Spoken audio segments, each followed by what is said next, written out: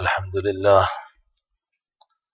نحمده ونستعينه ونستغفره ونؤمن به ونتوكل عليه ونعوذ بالله من شرور أنفسنا ومن سيئات أعمالنا من يهده الله فلا مضل له ومن يضلله فلا هادي له ونشهد أن لا إله إلا الله وحده لا شريك له ونشهد أن سيدنا ومولانا محمدا عبده ورسوله أما بعد أعوذ بالله من الشيطان الرجيم بسم الله الرحمن الرحيم ويل لكل همزة لمزة الذي جمع مالا وعدده يحسب أن ماله أخلده كلا لينبذن في الحطمة وما أدراك ما الحطمة نار الله الموقدة التي تطلع على الأفئدة إنها عليهم موصدة في عمد ممددة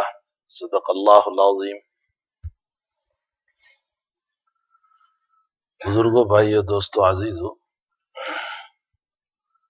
قرآن کریم کا نزول جو ہوا ہے وہ اصلاً انسان کی ہدایت کے لیے ہوا ہے۔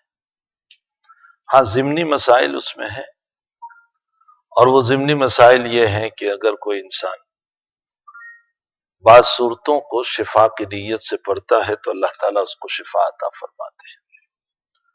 روایتوں میں ہے کہ حضرت ابو سعید خدری رضی اللہ تعالیٰ عنہ اپنے رفقا کے ساتھ سفر میں تشریف لے جا رہے تھے اور کسی بستی میں قیام فرمایا، اور اہل بستی نے نہ کھانا دیا نہ پیسوں سے کھانا دیا۔ اللہ کا کرنا کہ اس بستی کے امیر کو، بادشاہ کو، سربراہ کو، جو بھی ہوگا، اس کو کسی موذی جانور نے کاٹ لیا۔ وہ لوگ دورے دورے آئے اور کہا کہ تم میں سے کوئی جھاڑ پھونک جانتا ہے، رقیہ جانتا ہے؟ تو حضرت ابو سعید خدری رضی اللہ تعالیٰ نے فرمایا جی میں جانتا ہوں، لیکن حضرت نے فرمایا تم نے ہمارے ساتھ اچھا معاملہ نہیں کیا، اس لیے ہم بھی جھاڑ پھونک پر تمہارے پاس سے بکریوں کا ریول لیں گے۔ شرط لگا دی کہ ایک ریول لیں گے۔ ایک ریور کا مطلب ہوتا ہے 30 بکریاں۔ ان لوگوں نے منظور کر لی، حضرت تشریف لے گئے اور الحمد شریف پڑھ کر کے دم فرمایا۔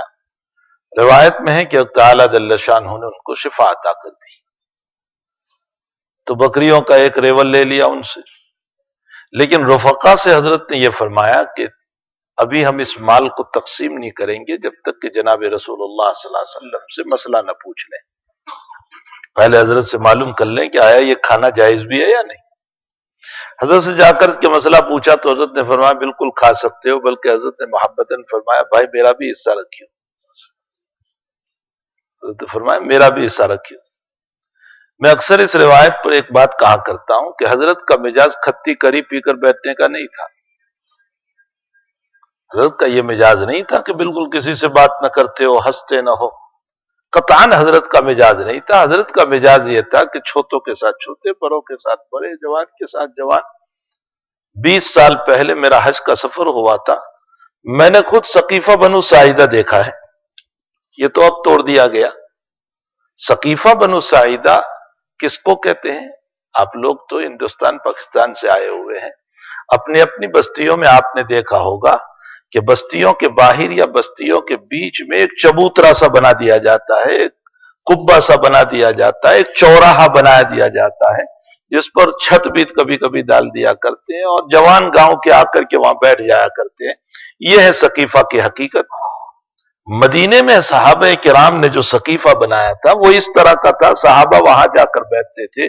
روایت میں ہے حضرت بھی تشریف لے جاتے تھے وہاں، حضرت بھی ان کے ساتھ بیٹھتے تھے، اس لیے کہ مسئلہ مسلم ہے کہ کسی کے اندرونی بات کو جاننے کے لیے اندر گھسنا ضروری ہے۔ تربیت کے لیے یہ ضروری ہے کہ ہم اندر گھسیں، اور جب اندر گھسیں گے تو اندر کی حقیقت کا پتہ چلے گا۔ اگر اندر ہی نہیں گھسے تو کبھی حقیقت کا پتہ چل ہی نہیں سکتا ہے۔ اس لیے حضرت کا مزاج کبھی ہنستے، بولتے، کھیلتے، صحابہ کی باتوں کو معلوم کر لینے کا۔ روایت میں حضرت ایک مرتبہ بیان فرمایا کہ قیامت کے دن ایک جنتی اللہ سے یوں کہے گا کہ اللہ مجھے کھیتی کرنا ہے، تو اللہ تعالیٰ کہے گا اتنی بڑی جنت ملی ہے اور ابھی تو کھیتی مانگ رہا ہے؟ وہ فارمر اور کاشتکار ہوگا۔ تو حضرت فرماتے ہیں کہ اللہ تعالیٰ اس کو ایک زمین دیں گے، بیج دیں گے، اور یوں کہیں گے اچھا اس میں کھیتی کر. وہ ادھر سے چلے گا، ادھر جائے گا، واپس آئے گا، وہ بڑے بڑے درخت ہو جائیں گے وہ تو، لیکن اس کو کاٹ کر کہاں لے جائے گا؟ پٹارے تو ہے نہیں کہ وہ بھرے گا اس میں. ایک دیہاتی صحابی وہاں بیٹھے ہوئے تھے، حضرت یہ بیان فرما رہے ہیں. تو وہ صحابی رضی اللہ تعالیٰ عنہ حضرت سے یوں کہنے لگے کہ حضرت یہ کوئی تمہارا مہاجر ہوگا یا انصار ہوگا؟ ہم نہیں ہوں گے، اس لیے کہ یہ مہاجر اور انصار یہی کھیتیاں کرتے ہیں، ہم تو کھیتی کرتے نہیں، ہم تو جانور والے ہیں. فضحک رسول اللہ صلی اللہ علیہ وسلم حتی بدت انیابہ. حضرت اتنے ہنسے ان کی بات پر کہ حضرت کے دانت مبارک کھل گئے.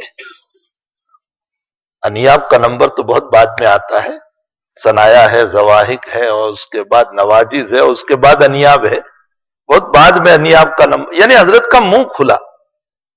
روایتوں میں ہے کہ ایک صحابی رضی اللہ تعالیٰ عنہ حاضر ہوئے اور فرمایا یا رسول اللہ، رمضان کے دن میں روزے کی حالت میں بیوی سے مجامعت ہو گئی، مجھے سزا دے دیجیے. حضرت نے فرمایا سزا وزا تو اس پر کچھ نہیں، کفارہ دینا ہے تمہیں. فرمایا کیا کفارہ دینا ہے؟ فرمایا 7 روزے رکھنا ہے. تو وہ صحابی کہنے لگے حضرت چند روزوں میں یہ حال ہوا، 7 روزے کہاں سے رکھوں میں؟ میرے برداشت سے باہر ہے، یہ تو میں نہیں کر سکتا یہ کام. تو حضرت نے فرمایا اچھا غلام آزاد کر. وہ کہنے لگے حضرت میری ذات کے علاوہ میں مالک نہیں کسی کا، میرے پاس غلام ہے ہی نہیں. تو فرمایا اچھا تیسرا کام یہ ہے کہ 7 مسکینوں کو کھانا کھلا. تو وہ صحابی کہنے لگے یا رسول اللہ میں خود ہی غریب ہوں، کہاں سے کھلاؤں؟ میں تو خود ہی غریب ہوں. تو حضرت نے ان کو بٹھایا اور اپنے گھر پر کھجور کی زنبیل بھر کر کے کہیں سے ہدیہ آیا تھا، حضرت نے وہ گھر سے منگوایا اور منگوا کر کے صحابی سے فرمایا لو یہ لے جاؤ اور اپنے کفارے میں اس کو ادا کر دو. امام بخاری نے اس سے مسئلہ مستنبط فرمایا کہ اگر کوئی قسم کھا لے اور اس کی قسم سے نکلنے کا کوئی راستہ نہ ہو تو اس کا تعاون کرو، اس کی مدد کرو. حضرت نے فرمایا لو یہ لے جاؤ، اپنے کفارے میں ادا کر دو. تو وہ صحابی فرماتے ہیں کہ یا رسول اللہ انی ذهبت ما بین لابطہ هذه المدینہ ما رأیت افقر منی. اللہ کے حبیب میں مدینے کے اس کونے سے اس کونے تک جا کر آیا ہوں، مجھ سے زیادہ غریب کوئی نہیں، میرے ہی بچے بھوکے ہیں، میں غریبوں کو کہاں کھلاؤں؟ فضحک رسول اللہ صلی اللہ علیہ وسلم حتی بدت نواجزہ.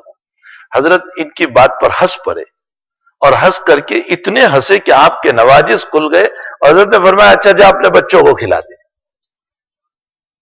میں اس روایت پر جب بخاری شریف میں پہنچتا ہوں تو بچوں سے کہتا ہوں مجھ جیسا شیخ ہوتا تو کہتا نالائق سامنے بول رہا ہے، بے حیا کہیں کا.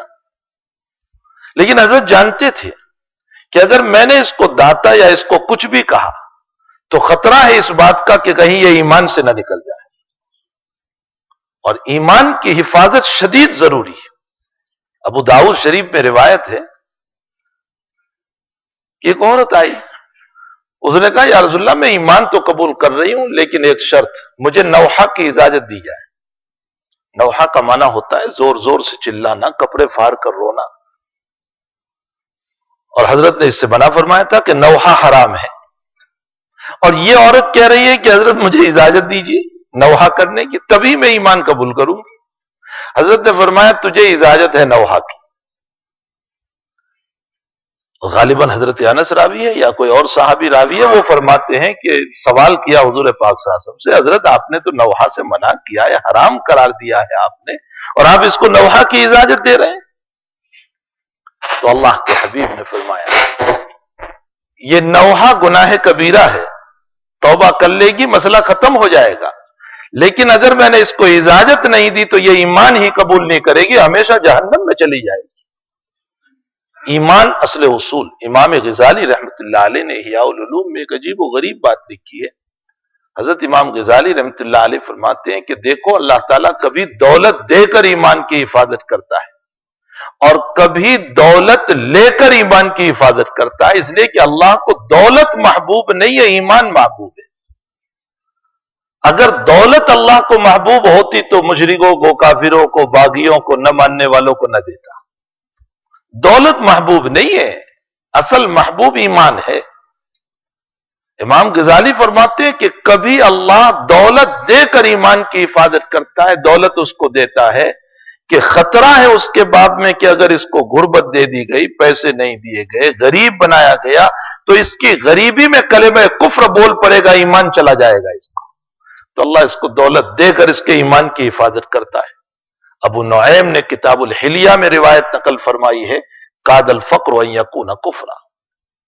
کبھی کبھی انسان کی فقیری جو ہے وہ انسان کو کافر بنا دیتی. نہ بولنے کے کلمات اللہ کے بعد میں بول جاتا ہے. اور کبھی دولت لے کر اللہ حفاظت کرتا ہے. کیسے؟ اگر اس کو مالداری دے دی گئی تو یہ مالداری میں پراؤد اور غرور اور تکبر میں آ جائے گا، اور اس کا تکبر اس کو کفر تک پہنچا دے گا. اللہ اس کو غریب رکھتے ہیں لیکن ایمان کی حفاظت کر لیتے ہیں. تو کبھی دولت دے کر حفاظت، کبھی دولت لے کر حفاظت، اس لیے کہ اصل مقصود جو ہے وہ اللہ کے وہاں ایمان ہے. تو میرے بھائیوں، قرآن کریم کا نزول اصل اصول جو ہے وہ ہدایت کے لیے ہوا ہے. ضمناً مسائل ہیں کہ اس کے ذریعے سے شفا ہو جاتی ہے. روایتوں میں ہے، بخاری شریف میں ہے کہ حضرت ابو ہریرہ رضی اللہ تعالیٰ عنہ کو مال غنیمت کے اوپر جو غلہ اناج وغیرہ تھا اس پر دربان اور سیکیورٹی گارڈ بنایا حضرت نے، اور فرمایا اس کی نگرانی کرو. رات میں چور آ گیا، وہ بھرنے لگا، حضرت نے اس کو پکڑ لیا. وہ منت سماجت کرنے لگا، حضرت نے چھوڑ دیا اس کو. صبح کو حضرت نبی کریم صلی اللہ علیہ وسلم کی خدمت پہ پہنچے تو اللہ کے حبیب نے ابو ہریرہ سے فرمایا، ابو ہریرہ وہ رات والے چور کا کیا ہوا تمہارے؟ فرمایا اللہ کے حبیب آپ کو کیسے پتا چلا؟ فرمایا مجھے اس نے بتایا.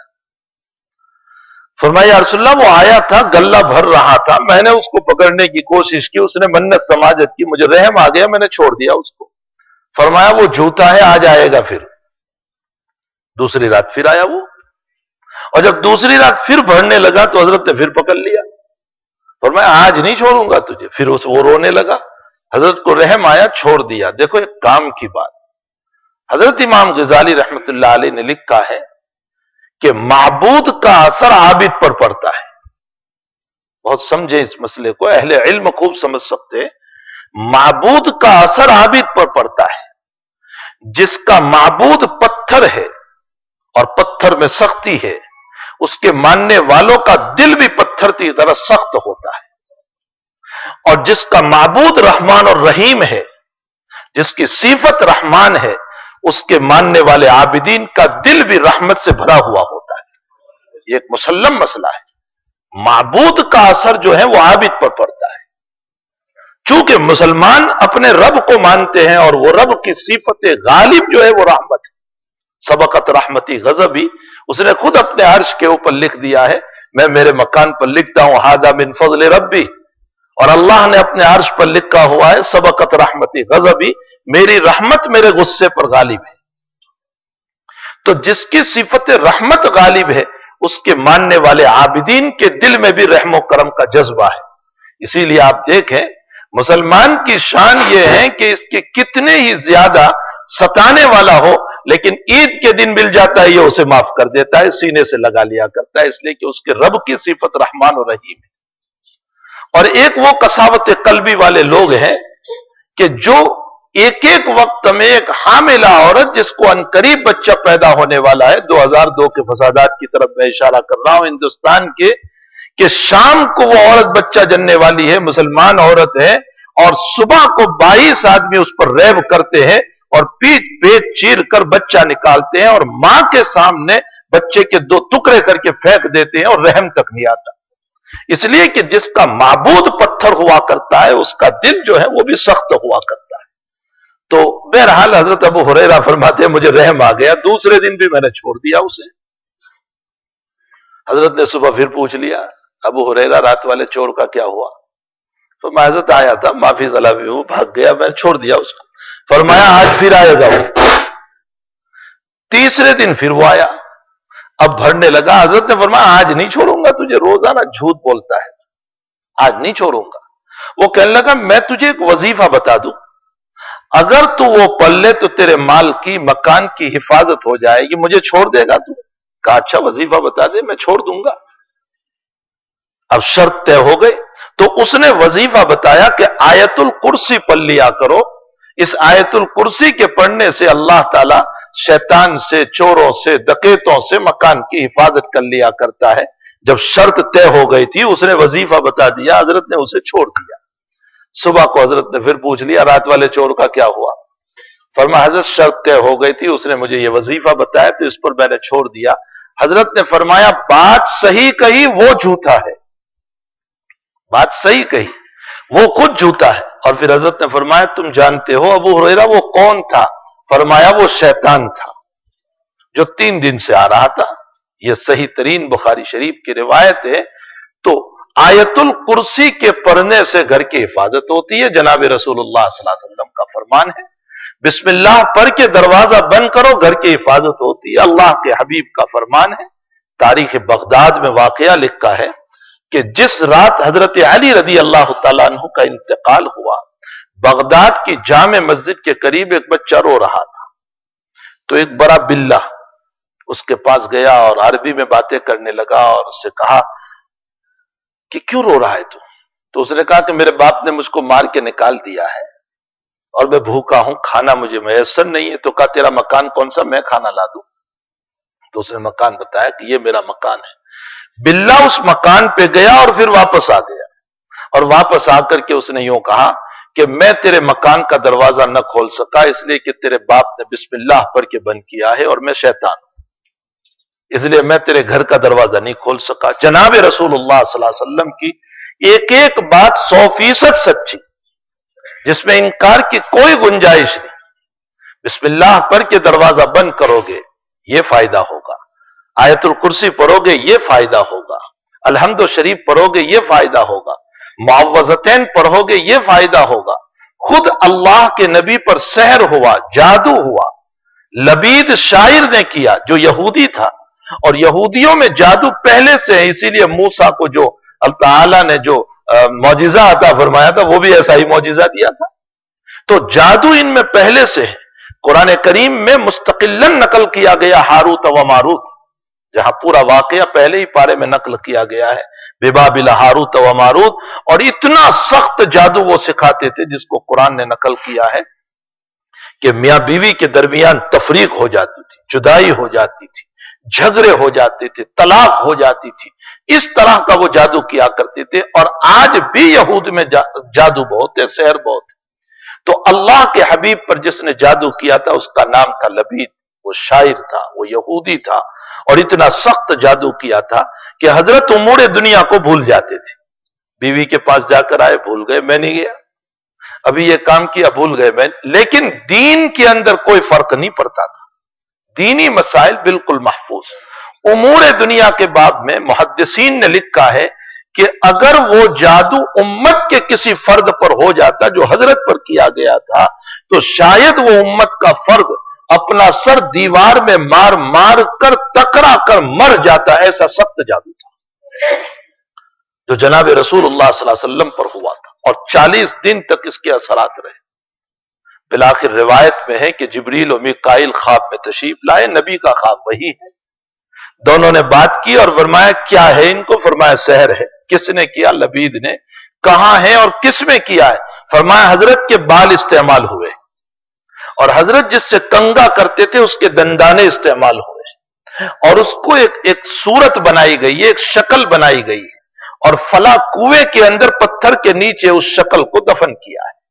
حضرت صبح کو فجر کے بعد وہاں تشریف لے گئے، صحابہ کو اندر اتارا، اس کو نکالا، اس کو کھولا گیا تو حضرت کے بال مبارک اس کے اوپر لپٹے ہوئے تھے، اس کو نکالا، اس کے اوپر گرہیں تھی، اور اللہ کی طرف سے بتایا گیا کہ معوذتین کی 11 آیت ہے، اور ایک ایک آیت پڑھ کے تم کھولتے چلے جاؤ، آیتیں پوری ہوگی اور سحر بھی تمہارا ختم ہو جائے گا۔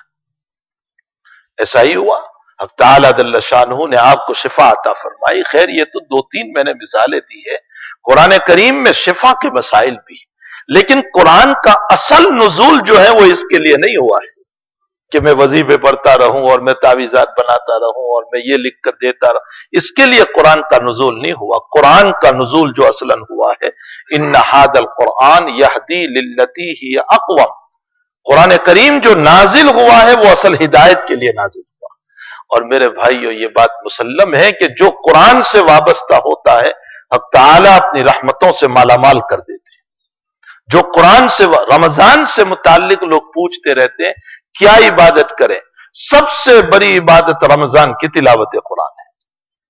سب سے بڑی عبادت، نوافل اپنی جگہ جتنی ہو سکے، سب سے بڑی عبادت تلاوت قرآن ہے. انسان کو چاہیے کہ کثرت سے قرآن کریم کی تلاوت کریں.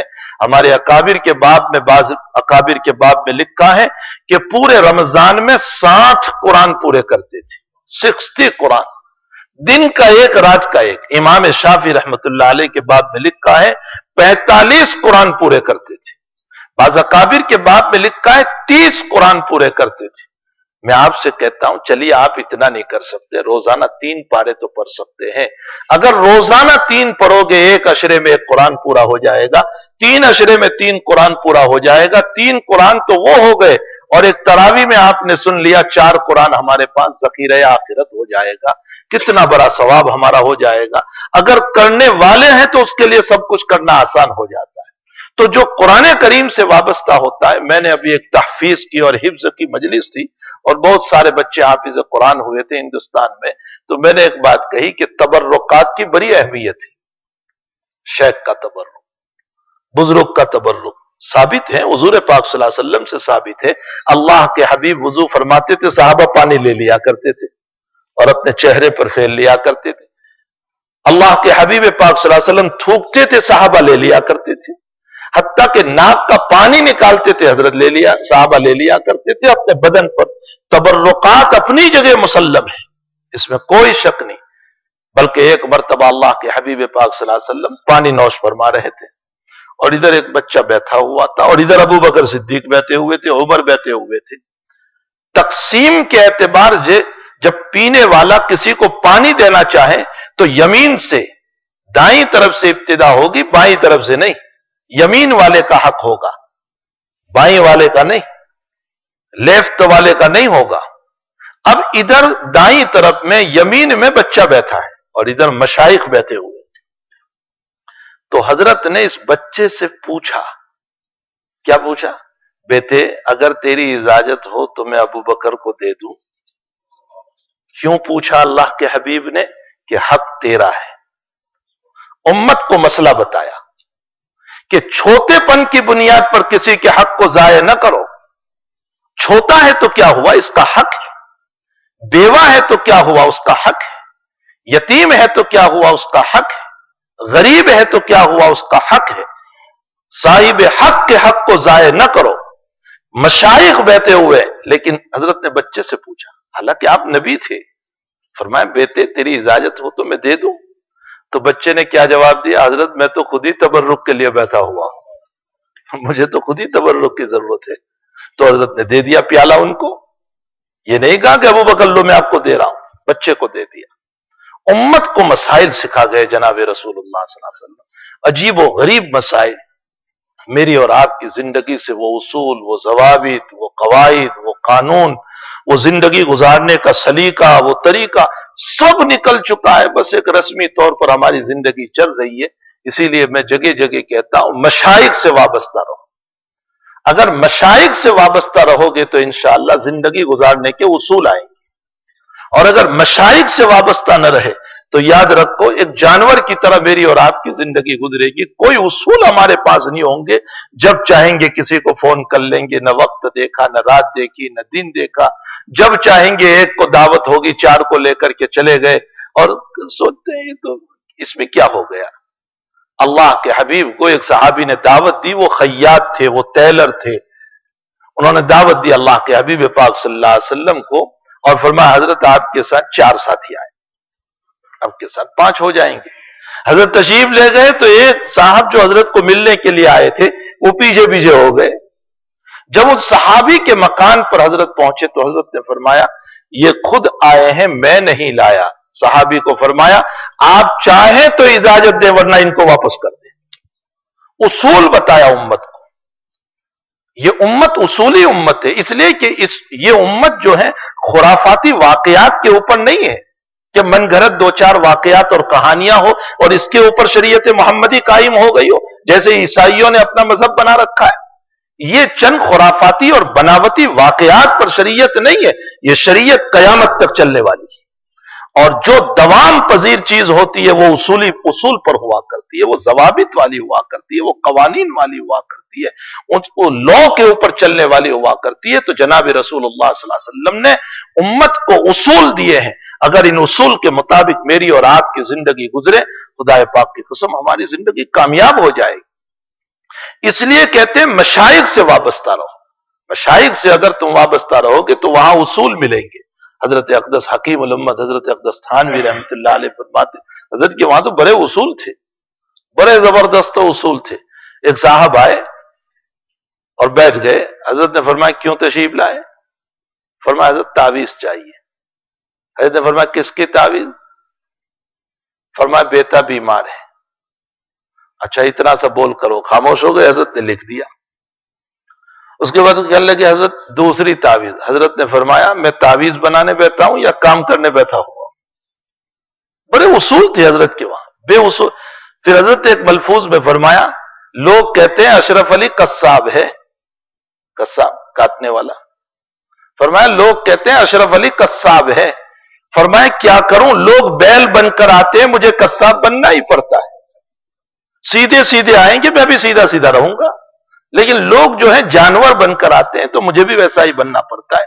تو اہل اللہ کے وہاں اصول ہوا کرتے ہیں، اور ان اصول کے ذریعے سے ہمیں زندگی گزارنے کے سلیقے ملتے ہیں، طریقے ملتے ہیں۔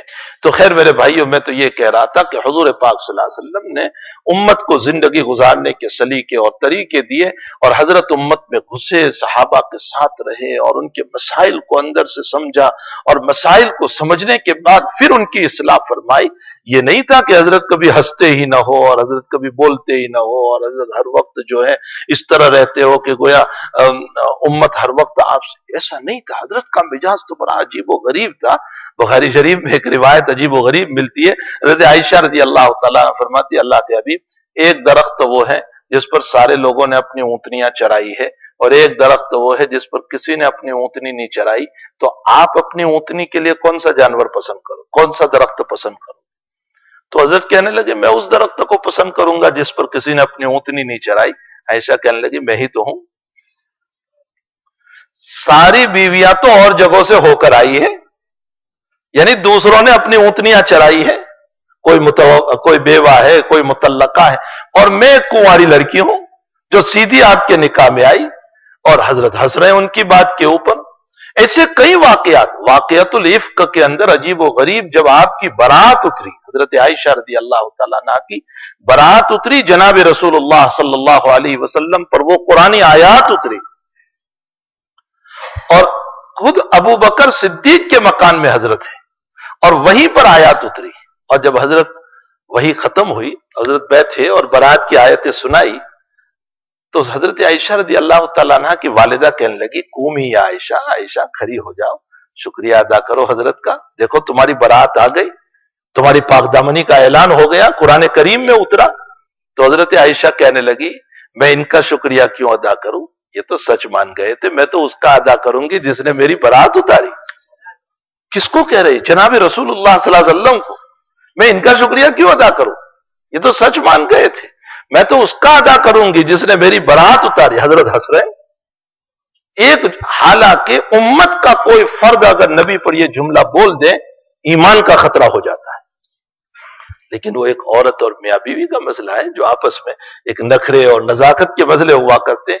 یہاں تمہارے ذہنوں کو ایک اور بات سناؤ، اس طرف تو اتنے نخرے نبی اٹھارے، اور دوسری طرف حال یہ ہوا کہ حضرت ایک مرتبہ مکان تشریف لائے حجرہ شریفہ میں اور واپس ہو گئے، تو حضرت عائشہ نے فرمایا یا رسول اللہ انی اتوب الی اللہ ثم الیک، اللہ کے حبیب پہلے میں اللہ سے توبہ کرتی ہوں پھر آپ سے معافی مانگتی ہوں، آپ کیوں واپس ہو گئے؟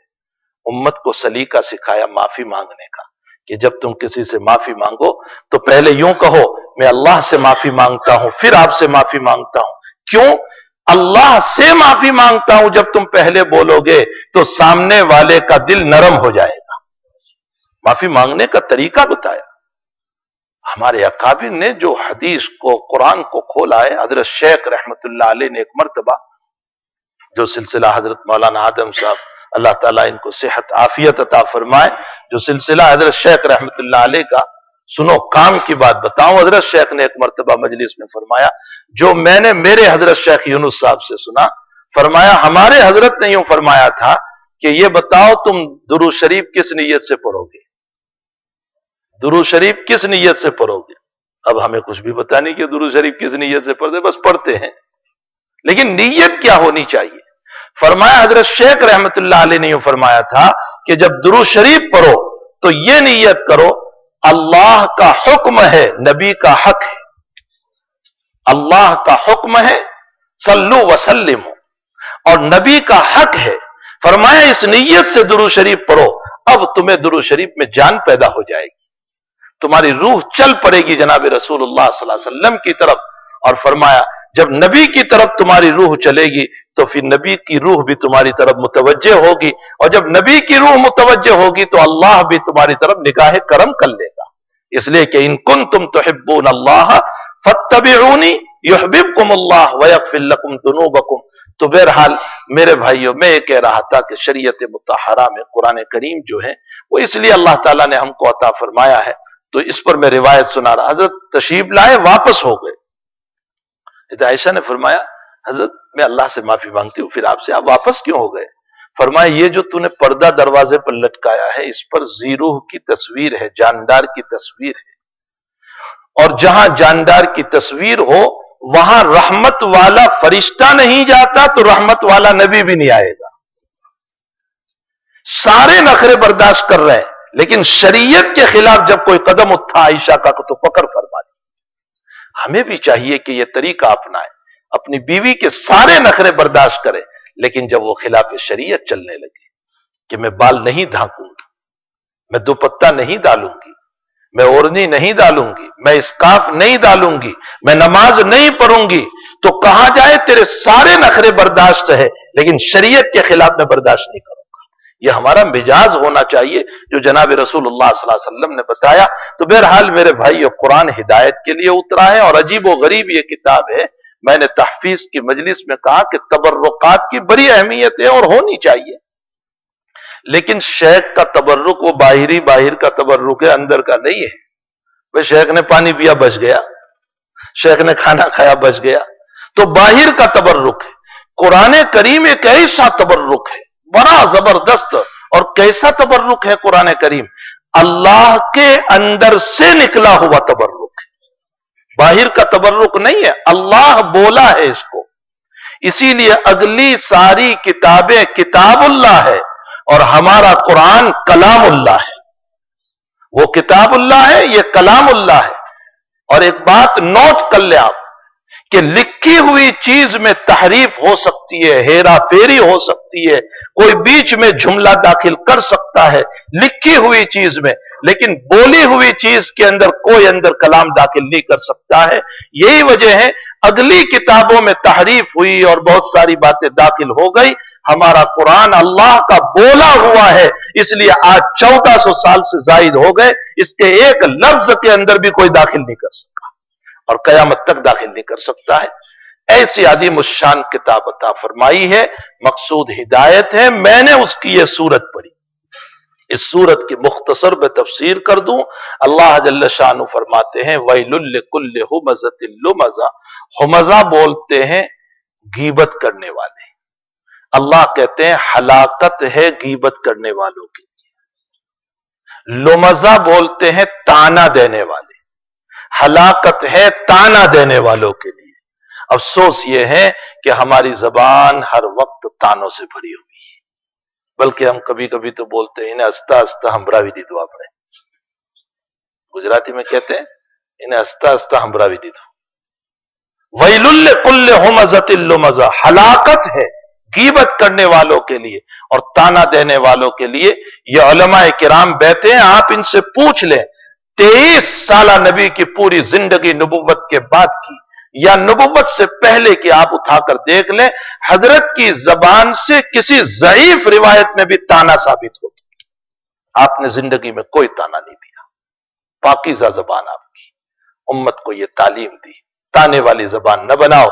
مفتی شفیع صاحب رحمۃ اللہ علیہ فرمایا کرتے تھے کہ ہماری زبان سانپ سے زیادہ دنکیلی ہے، سانپ سے زیادہ ڈنک مارتی ہے۔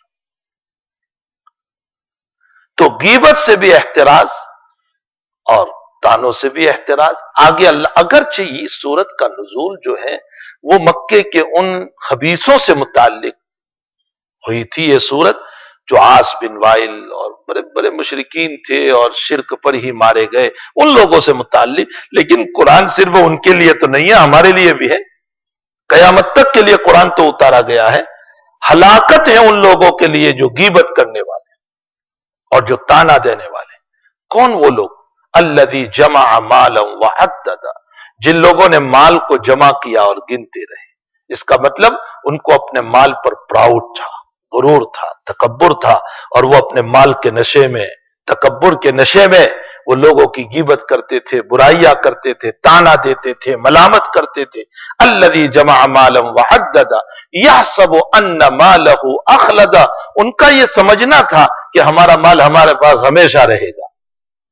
یحسب ان مالہ اخلد، ان کا یہ سمجھنا تھا کہ ہمارا مال ہمارے، اسی لیے تو قرآن کریم میں اللہ تعالیٰ نے اس دنیا کی مثال جو ہے نا وہ مکری کے جالے سے دی۔ کمثل العنکبوت اتخذت بیتا وان اوہن البیوت لبیت العنکبوت لو کانوا یعلمون۔ عجیب و غریب بات مولانا ادریس صاحب کاندلوی رحمت اللہ علیہ نے یہاں لکھی، فرمایا کہ دنیا کی مثال مکری کے جالے سے کیوں دی، مناسبت کیا ہے دونوں کے درمیان؟ فرمایا مکری جو ہے نا بڑی محنت سے اپنا جالا بناتی ہے، اپنا مکان بناتی ہے، بڑی محنت سے مکھی کھا رہی ہے اور پسو کھا رہی ہے، مچھر کھا رہی ہے اور سب کو کھا کر لعاب نکالتی ہے، اس کے بعد بڑی مشکل سے اس کا جالا تیار ہوتا ہے۔ کئی دنوں کے بعد، اتنی محنت کے بعد بنایا ہوا جالا تمہاری ایک انگلی یوں مارے اور وہ فوراً ختم ہو جاتا ہے۔ ادریس صاحب کاندلوی رحمت اللہ علیہ فرماتے ہیں تو نے بھی تیری دنیا بڑی محنت سے آباد کی، شاندار مکان، شاندار بنگلہ، فلاں اور فلاں، نہ معلوم کتنی محنت سے تو نے آباد کیا، لیکن موت نے آ کر ایک جھٹکا مارا کہ سب ختم ہو جاتا ہے۔ فرمایا یہ ہیں دونوں میں مناسبت۔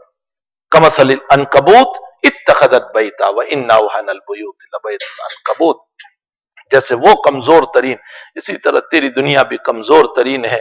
تو یحسب ان مالہ اخلد، کلا ہرگز نہیں، کلا اللہ کہتا ہے ہرگز نہیں، لینبذن فی الحطمہ، حطمہ میں داخل کیے جائیں گے، ڈالے جائیں گے۔ اب نبی کو اللہ خود پوچھ رہا ہے وما ادراک ما الحطمہ، میرے نبی تم جانتے ہو حطمہ کس کو کہتے ہیں؟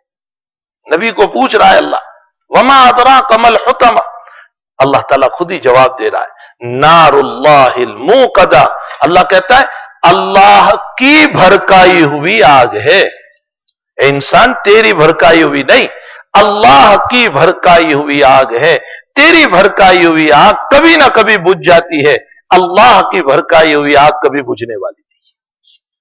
وہ آگ کیسی خطرناک، قرآن خود آگے بیان کر رہا ہے وما ادراک ما الحطمہ نار اللہ الموقدہ التی تطلع علی الافئدہ، تیری دنیا کی آگ جو ہے اوپر کی بودی کو جلا دیتی ہے اور تو مر جاتا ہے۔ جہنم کی آگ کا یہ حال نہیں ہوگا، جہنم کی آگ کا یہ حال ہوگا تطلع علی الافئدہ، جلاتے جلاتے تیرے دل تک پہنچ جائے گی، تیرے قلب کو جلا دے گی، تیرے ہارٹ کو جلا دے گی۔ دنیا میں تو مرتا ہے، آخرت میں تو مرنے والا نہیں ہے، وہاں مسلسل تو جلتا رہے گا۔ تطلع علی الافئدہ انہا علیہم موصدہ، تو سوچتا ہوگا کہ میں نکل بھاگوں گا جیسے دنیا میں بھاگ جاتا ہوں، یہاں وہاں آگ لگی اور میں نکل بھاگا، شاید تو سوچ رہا ہوگا کہ میں یہاں سے نکل بھاگوں۔ فرمایا انہا علیہم موصدہ، اوپر سے میں جہنم کے دروازے کو بھی بند کر دوں گا۔ اس کی مثال کوکر کی لے لو جو ہمارے گھروں میں ہوتا ہے پکانے کے لیے، اوپر سے بند کر دیا جاتا ہے تو کیا انجام ہوتا ہے۔ اللہ کہتا ہے میں اوپر سے اس کو بند کر دوں گا، اور پھر فی عمد ممددہ، اندر میں بڑے بڑے ستون ہیں، ان ستونوں کے ساتھ میں تجھے باندھ دوں گا۔ میرے بندے میں نے جو تجھ کو بتایا ہے اس سے تو باز آ جا، اس کو چھوڑ دے، ان گناہوں میں نہ پڑ۔ میں نے یہ آیت کا، میں نے اس سورت کا انتخاب میرے بھائیوں اس لیے کیا کہ ہمارے سامنے مبارک مہینہ آ رہا ہے، اپنے روزوں کو غیبت میں برباد نہ کرنا۔ میں نے خاص طور پر اس لیے اس صورت کا اس وقت انتخاب کیا کہ آگے رمضان آ رہا ہے. جناب رسول اللہ صلی اللہ علیہ وسلم نے فرمایا کہ اللہ جل شانہ حدیث قدسی میں یوں فرماتے ہیں، میرے بندے جب تو غیبت کرتا ہے، برائیاں کرتا ہے، گالی گلوز کرتا ہے، فحش باتیں روزے کی حالت میں بولتا ہے، تو تجھے بھوکے رہنے کے علاوہ کچھ نہیں ملا. تو 20 گھنٹے بھوکا رہا اور میری طرف سے تجھے کچھ نہیں ملے گا سوائے بھوکا رہنے کے. اس لیے ہمیں چاہیے کہ ہم اپنے روزوں کو غیبت سے، برائیوں سے، فحش باتوں سے اور گندی باتوں سے برباد نہ کرے. اور پھر عجیب و غریب روایت میں ہے الصوم لی وانا اجزی بہ، روزہ میرے لیے ہے اور میں خود بدلہ دوں گا. محدثین نے لکھا ہے کہ نماز بھی تو اللہ ہی کے لیے، زکوٰۃ بھی تو اللہ ہی کے لیے، روزہ بھی اور حج بھی تو اللہ ہی کے لیے، پھر روزے کا بدلہ اللہ خود کیوں دے گا؟ فرمایا اللہ نماز نہیں پڑھتا اس لیے کہ نماز میں ابدیت ہے، اللہ ابدیت سے پاک ہے. اللہ زکوٰۃ نہیں دیتا، اللہ حج نہیں کرتا، لیکن اللہ کی صفت ہے وہ کھاتا نہیں، وہ پیتا نہیں، وہ بیوی سے پاک ہے. بندے نے بھی وقتی طور پر اس صفت کو اپنا لیا کہ کچھ دیر کے لیے نہیں کھایا، کچھ دیر کے لیے نہیں پیا، کچھ دیر کے لیے بیوی سے علیحدہ رہا. دنیا کا دستور ہے جب میری کوئی نکالی اتارتا ہے میں خوش ہو کر اس کو کچھ دے دیتا ہوں. اللہ کہتا ہے میرے بندے تو نے میری نکالی اتاری ہے تو اس کا بدلہ میں تجھے اپنے ہاتھوں سے عطا کروں. ہمارے حضرت شیخ رحمت اللہ علیہ، حضرت مولانا محمد زکریا صاحب رحمت اللہ علیہ نے اس بات کو نقل فرمایا ہے. تو میرے بھائیوں، یہ ایک مبارک مہینہ جو ہمارے سامنے آ رہا ہے، ہمیں چاہیے کہ اس مبارک مہینے کو مبارک بنانے کی فکر کریں، برائیوں میں نہ گزاریں، اپنے روزوں کو صحیح بنائیں، تلاوت قرآن میں اپنا وقت گزاریں. کچھ نہیں ہو سکتا ہے سو جائے، کچھ نہیں ہو سکتا ہے تو کم سے کم سو جائے، لیکن ایران توران کی باتوں میں اپنے وقت کو ضائع نہ کریں. اللہ جل شانہ ہم تمام کو اپنے رمضان کو بہتر سے بہتر بنانے کی توفیق عطا فرمائے. اور آپ کے وہاں اتنی بڑی شخصیت ہے، دیکھو میں واقعتاً کہتا ہوں ان کی قدر کرو اور ان کی مجلس میں بیٹھو، ان کی باتیں سنو. کل کو ایک وقت آئے گا کہ یہ دیکھنے کو بھی نہیں ملیں گی، نظریں ترپے گی، آنکھیں ترپے گی ہماری ان بزرگوں کو دیکھنے سے، لیکن پھر دیکھنے کو نہیں ملیں گے. اور ہم لوگ ہیں مردہ پرست. مردہ پرست جانتے ہو نا، جب تک زندہ ہے وہاں تک تو کوئی فائدہ نہیں اٹھاتے، اور مرتے ہیں تو مرثیہ پڑھتے رہتے، حضرت ایسے تھے، حضرت ایسے تھے، حضرت ایسے تھے. زندگی میں تو فائدہ اٹھایا نہیں. تو اللہ نے اس زمین پر آپ کو یہ شخصیت دی ہے، آپ ان کی مجلسوں میں بیٹھے، ان کی باتیں سنیں. اللہ والوں کے دلوں سے کبھی کبھی وہ باتیں نکلتی ہے جو ہماری دل کی دنیا بدل دیتی ہے، ہماری زندگیاں بدل جاتی ہیں، ہمارے قلوب بدل جاتے ہیں، ہماری زندگیوں کی اصلاح ہو جاتی ہے. بعض چوروں اور ڈاکوؤں کے باب میں یہ لکھا ہے کہ اہل اللہ کی صحبت سے انہوں نے چور پنا چھوڑ دیا، ڈاکو پنا چھوڑ دیا، زنا کی جو ہے عیاشیوں کے اڈے پر جایا کرتے تھے اس کو چھوڑ دیا. عجیب و غریب اہل اللہ کی نظریں ہوا کرتی ہے، ان کے دل کی باتیں ہوا کرتی ہے جو ہمارے دلوں پر اثر کر جاتی ہے. اس لیے میں آپ سے نصیحت کرتا ہوں کہ حضرت مولانا کی مجلسوں میں بیٹھو، ان کے دین کی باتیں سنو اور اپنے دل کی دنیا کو بنانے کی فکر کرو. اللہ کہتا ہے الا من اتى اللہ بقلب سلیم، جو صاف ستھرا دل میرے پاس لے کر آئے گا میں اس کو کامیاب بناؤں گا. ہمارے حضرت شیخ یونس صاحب جو میرے پیر و مرشد بھی ہے، حضرت اکثر ایک بات فرمایا کرتے ہیں کہ جب تم قبر میں جاؤ گے تو اللہ تمہیں یہ نہیں پوچھے گا کہ تم کس بندے سے تعلق رکھتے تھے اور کون تیرا دوست تھا اور کون کیا تھا. اللہ تو ایک ہی پوچھے گا میرے نبی کی کتنی سنتیں لے کر آیا ہے، میرے نبی کی کتنی سنتیں لے کر آیا. اپنے آپ کو سنتوں پر لاؤ، نبی کی اتباع پر لاؤ، اور نبی کی اتباع پر جانے کے لیے اہل اللہ کے دامن کو پکڑو. اللہ جل شانہ ہم تمام کو عمل کی توفیق عطا فرمائے. اللہم صلی وسلم دائما ابدا علی حبیبک خیر الخلق کلہم. اللہم انا نسألک العفو والعافیہ فی الدین والدنیا والآخرہ. توفنا مسلما والحقنا بالصالحین غیر خزایا ولا ندامہ ولا مخزومین. اللہ مبارک مہینہ آ رہا ہے، تیرے ہی برکت سے، تیرے ہی کرم سے آ رہا ہے. اے اللہ ہم نے نہ اس کے لیے دعا کی نہ اہتمام کیا. الہ العالمین تو ہی ہمیں طاقت بھی دینے والا ہے. اللہ ہمیں قوت عطا فرما، ہمیں طاقت عطا فرما، ہمیں روزوں کی طاقت عطا فرما. ہمیں عبادت کی قوت نصیب فرما، ہمیں تراویح بشاشت کے ساتھ پڑھنے کی طاقت عطا فرما، ہمیں تلاوت قرآن کا ذوق نصیب فرما، ہمیں سجدوں کا سرور عطا فرما، ہمیں نمازوں کی لذت عطا فرما، ہمیں ذکر کی مستی نصیب فرما، ہمیں ذکر کی مستی نصیب فرما۔ اللہ دنیا میں کسی سے محبت ہو جاتی ہے، اس کی محبت میں اس کے نام کو جھوم جھوم کر لیا کرتے ہیں۔ میرے مالک آپ بھی ہمارے قلوب کو تیرے یادوں کے لیے جھما دیجئے، اپنی مستی سے مالا مال فرما دیجئے، ذکر کی حلاوت نصیب فرما دیجئے۔ اللہ ہمارے گناہوں کو معاف فرما، ہمارے گناہوں سے اللہ ہمارے گناہوں سے عفو درگزر کا معاملہ فرما۔ اے اللہ اس وقت کے حالات میں جو دنیا کے حالات بڑے پیچیدہ چل رہے ہیں، میرے مالک آپ ہمیں ظالموں کے حوالے نہ فرما، آپ ہمیں ظالموں کے حوالے نہ فرما۔ صحیح ہے کہ اللہ ہم وہ عبادت نہیں کر سکتے جو ابو بکر و عمر نے کی تھی، جو عثمان علی نے کی تھی، جو عائشہ خدیجہ رقیہ فاطمہ نے کی تھی۔ اے اللہ وہ مقام ہم کہاں سے کر سکتے ہیں، وہ عبادت ہم کہاں سے لا سکتے ہیں، لیکن جیسے بھی ہے تیرے بندے ہیں اللہ، تیرا نام لے رہے ہیں، تیرے حبیب کا کلمہ پڑھ رہے ہیں، تجھے تیرے نام کا واسطہ، حبیب کا واسطہ اللہ ہماری مغفرت فرما دے، ہمارے بیماروں کو شفا عطا فرما، مرحومین کی مغفرت فرما۔ اے اللہ ہمارے اکابر جتنے بقید حیات ہیں ان کی عمروں میں برکت عطا فرما، تیرے پیارے ہو چکے ان سب کی قبروں کو نور سے منور فرما، ان کے درجات کو بلند فرما، اس مجمع میں بیٹھنے والے ہر ایک کی مغفرت فرما۔ اللہ ہماری دعاؤں کو اپنے فضل و کرم سے اس مجلس کے مخلصین کی آمینوں کے ساتھ قبول فرما، آمین یا رب العالمین۔ وصلی اللہ علی النبی الکریم برحمتک یا ارحم۔